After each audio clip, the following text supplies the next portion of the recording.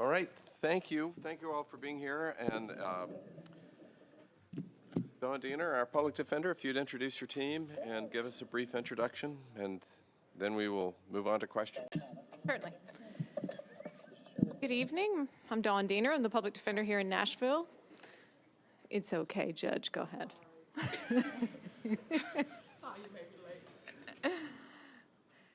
To my right is our Administrative Services Manager, Annette Crutchfield, and to my left is our brand new Deputy Public Defender. Our former Deputy Public Defender, Geraldine Manning, retired last month after more than 30 years of service at the Public Defender's Office, and Aisha is our new Deputy Public Defender. So this is her first budget hearing up here with me, so I look forward to it. Thank you, Chairman Cooper. We are pleased with the mayor's proposed budget for fiscal year 18 for the Public Defender's Office. And particularly excited, I have heard there has already been discussion about the Steering Clear driver's license diversion program, but particularly excited about the mayor's inclusion of that diversion public investment plan in her fiscal 18 budget. That is a collaboration amongst the Public Defender's Office, District Attorney Glenn Funk, Sheriff Darren Hall, Criminal Court Clerk Howard Gentry, Circuit Court Clerk Ricky Rooker, and the General Sessions Court, including their Traffic School Division, which is headed up by John Slate. And our hope and our goal is to divert individuals out of the criminal justice system entirely who are simply charged with a driver's license offense through a citation. And in doing that, there's a couple of success stories in there. It is avoiding the entire bureaucracy of the criminal justice system and the inefficiencies to Metro government of operating court for driver's license citations, but also to allow individuals who are facing those charges, many of whom are living below the poverty level, to avoid criminalization and to avoid the cycle of debt and arrest that oftentimes hounds individuals once their driver's license is suspended. And so the diversion program hopefully will let them do that. We'll also, for those individuals who can get a driver's license, our hope is to help those individuals actually do that. All research shows that individuals who can get a driver's license are able to get employment, get better employment, and to really improve their life circumstances for both themselves and their families. So we're excited about that collaboration. We've been working on it for the last year, and the funds that are included in the budget this year are to pilot that program. We hope that after the first 6 months, we'll be able to see how that goes and see what it will take to scale it up. And hopefully, we estimate somewhere in the vicinity of 15 to 20,000 cases in the end could be diverted out of the 1A citation docket through this program. So with that, I'll take questions. Thank you. Councilman Mendez. Thanks for being here. So I know that it's always a challenge providing a good defense to people who are indigent. And I just would like an update briefly about where your staffing stands versus standards nationally and statewide. Sure. So for our fiscal year, the numbers that we have are available are for fiscal year 16, which ended June 30th of 2016. There are national standards that have been in existence for a long time, back to the 70s in terms of maximum number of cases that a public defender should handle in 1 year. There are Tennessee standards, but they are advisory standards, and they themselves are old and as well. They come from the late 90s. If we use the Tennessee standards, which are actually the highest standards of any state in the country that has standards, we are somewhere, based on our fiscal 16 numbers, we were somewhere in the vicinity of 26 lawyers short of where we needed to be to handle all of the cases that we had in 2016. So you mentioned you were happy with the budget. How does that mesh with being 26 lawyers short of the standard? That's a good question. So the history of this issue of under-resourcing for the Public Defender's Office has really become a state issue. It's a state funding issue. Metropolitan government funds our office in excess of what their legal requirements are. And public defense is a state legal obligation. It's not a county obligation. And so we have fought for several years to try to get appropriate state funding. Had minimal success a few years ago in getting some additional state funding, but that doesn't look likely anytime soon. And so where we have headed over the last 2 years is to now start to restrict the number of cases that we take. If we decline cases, those individuals still are entitled to court-appointed counsel, but the court appoints a private attorney to represent those individuals, and that is paid for out of the state's Indigent Defense Fund. So the numbers that we're at fiscal 16 were clearly still too high. And so in this year, we have implemented even greater restrictions of cases that we'll take. For instance, we have stopped staffing the misdemeanor citation docket, the docket where we're hoping all of those driver's license cases will be diverted from in the coming year. And that's been painful.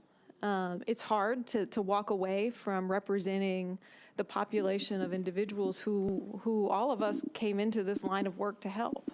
We don't like seeing folks go to court without a lawyer there. But at the same time, we have an obligation to the clients who we represent to make sure that we're providing them with constitutionally effective representation. And it's kind of like the exercise or the example or analogy I use is that I Love Lucy clip where they're working on the conveyor belt in the candy factory.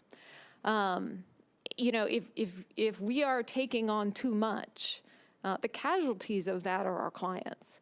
And we don't even know the ways in which we have failed them oftentimes because we didn't even have enough time to see what we were doing. So we are working on reducing those numbers. We expect to see a significant reduction for our fiscal 17 numbers based upon the additional restrictions of services that we've put in place this year. All right, and then the last budget thing I wanted to ask is about your salaries and whether they're competitive and how they compare to the DA's office in Davidson County. Okay. Yes, our salaries are competitive. And we have Mayor Berry to thank for that. Last year's budget for the Public Defender's Office included a pay plan change. It included it for the entire metro government, had a new pay plan last year.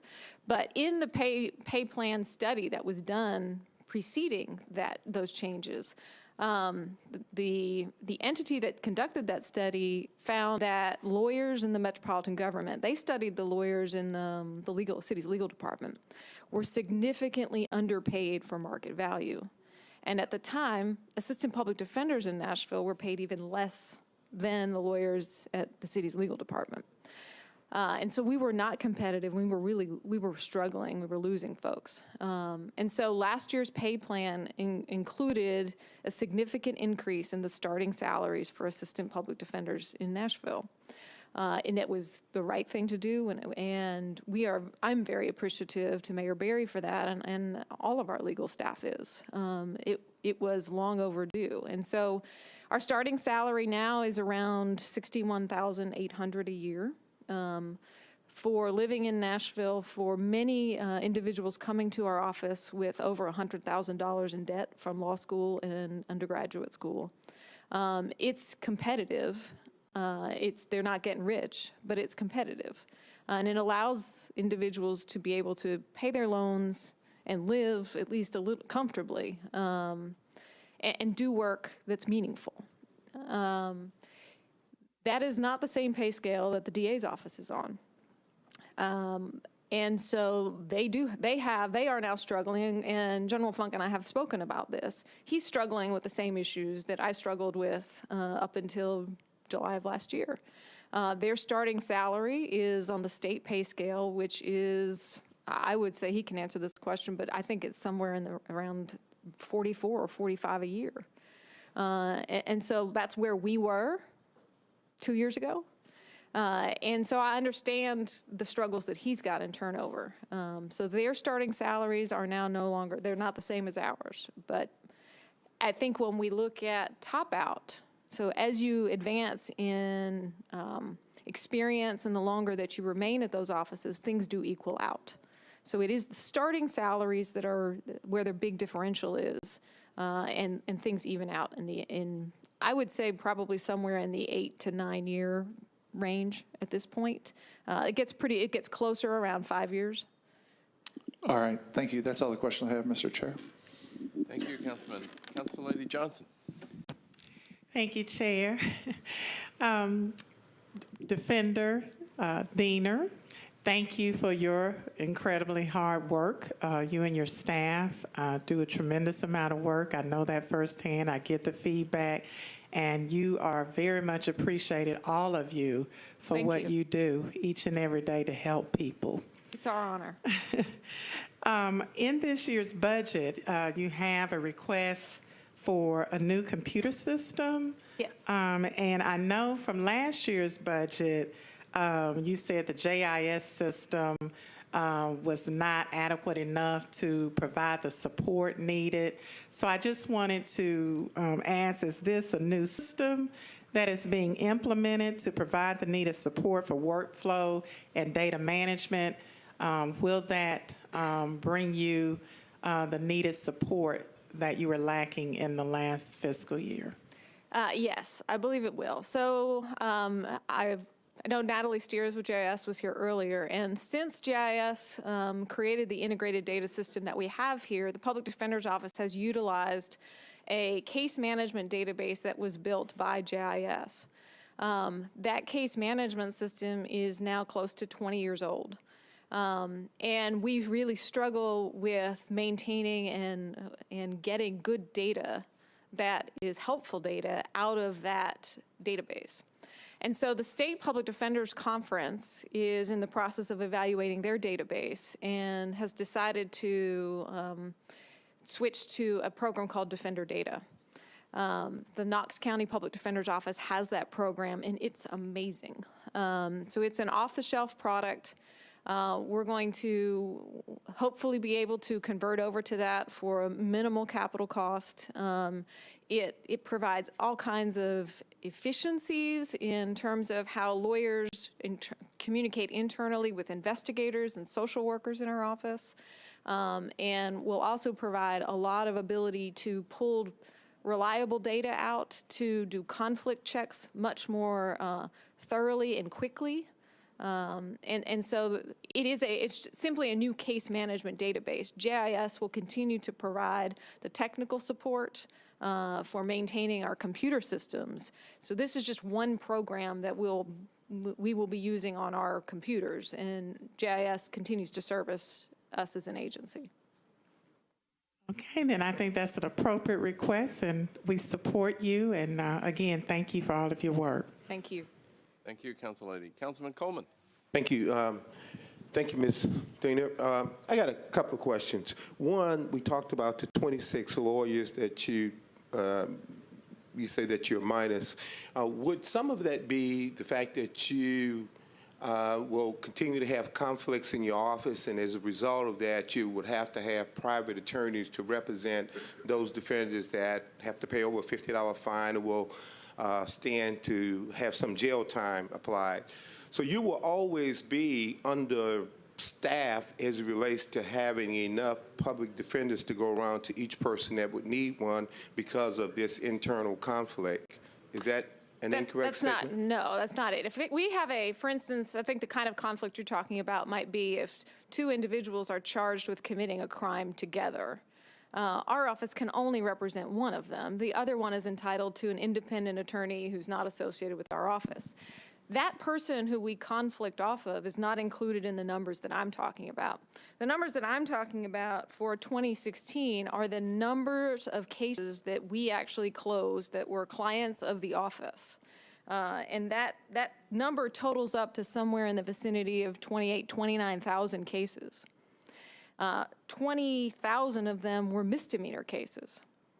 And so when the maximum standard that a public defender is supposed to handle in Tennessee for misdemeanors in a year is 500 cases in a year.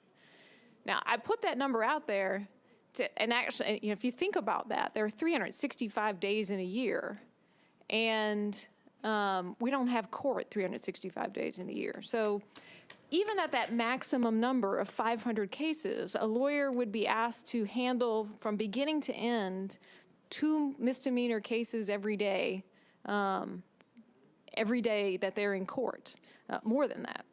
And that's everything you have to do. So those are the numbers of cases that we actually handled, not the number of cases that were in the court system and we conflicted off some of them. Right, but all of those cases don't go to trial. Some of those cases you're taking plea on, and some of them are dismissed on their face, though, right? The fact that a case does not go to trial, or the fact that a case pleads, does not change the requirements necessary for effective representation. So even if a case pleads, a lawyer is ethically required to investigate that case and to determine whether or not the state has any evidence in the case. There are all kinds of things. For instance, oftentimes I get the request of how long does it take to represent somebody on a driver's license case? Well, effective representation in a driver's license case, oftentimes in this county, if somebody can get a driver's license back, the state will dismiss the case. So as a lawyer for that client who may be able to get their license back, the best effective representation we can provide is helping them get their license back. That can take a long time sometimes. That can take hours of a paralegal or a lawyer going to court or other interventions on behalf of that client. So effective representation, even if the case gets dismissed at the end of it, can actually take quite a bit of time. Right, and I guess what concerned me a little bit is that with the idea of 26 lawyers, how will we ever catch up? But, I mean, that's probably calculations that you do a lot better than I am, but I'm just appalled at an office being 26 lawyers down. That's a lot. But I want to move on to my second question. Down in 1A, we call it the one-stop docket. Down there, we don't have a public defender, but we have a DA, we have a judge, and you may have private attorney there. I want you to address the question of your program of, I guess it's the bond docket I heard you talk about. How would that not take away from the services that we're doing in 1A now? And is it correct that you don't have a public defender in 1A, the one-stop docket, where driver's license are suspended after they're booked? The 1A docket, we do not have a public defender effective mid-February of this year. And it is all citations that go through there, driver's license, as well as anybody who receives a citation for theft, for possession of drugs, for possession of paraphernalia, for any other misdemeanor. So yes, there is no longer a public defender who is staffed on that docket. Okay, and so here's the question I'm asking. The program that you're asking for imposition to be placed in place, is it not duplicating some of the work that the clerk office is doing in 1A now? Are you speaking of the Steering Clear program? Is that, I don't know the name of that you call it, but it's often described as driver's license, suspended license. The driver's license diversion program. Okay, if that's the name of it, yes. Okay, it's Steering Clear is the driver's license diversion program. And is it duplicative of what the clerk's office is doing? I would say no. In fact, the driver's license diversion program would ease the workload on the clerk's office because the person who goes through the diversion program never sees the courthouse, never sees the clerk's office. They don't have to create a file. They don't have to bill court costs. They don't have to seek to collect court costs. They don't have to do an expungement. It completely bypasses the clerk's office. So you would come from being booked and bypass going to 1A? You would not be booked if you were diverted. You would not be booked at all? Correct. Where would that process take place? Right now, it's taking place on the first floor. If you wouldn't be booked, how will we have that record? So the process would be if you are identified by the Steering Clear staff as somebody who qualifies for diversion, and the Steering Clear staff, we expect, or are looking for temporary housing for now on the first floor of the Birch Building, either directly across the hall from where 1A booking is or down the hall. So if that person is identified as qualified for the diversion program, their booking date would be continued. And they would be offered the opportunity to do a driver's education class, to do community service work, or to get their driver's license. Those are the 3 options under the program. And so if they did those things, whatever was determined was the right outcome for them, then at the completion of that, the citation would simply be withdrawn. Okay. And so the clerk's office doesn't get involved, the sheriff's office doesn't have to book, the DA's office doesn't have to look at the case, the judge doesn't have to preside over the case, there's no need to get a defense lawyer involved or a public defender involved. And then the back end side of that, no court costs are assessed. So we could eliminate a process period that we now do in 1A with this program. Exactly. Okay, thank you. And thanks for doing a very good job. I'm proud of your diversity and the numbers that I see your staff produce on a daily basis because I'm over there with them. And I think your office is doing a great job. Thank you. Thank you, Councilman. Thank you, Councilman. Seeing no other questions, I want to thank our Public Defender's Office for being here. Very nice of you to be here. And then our last meeting of the day with our District Attorney.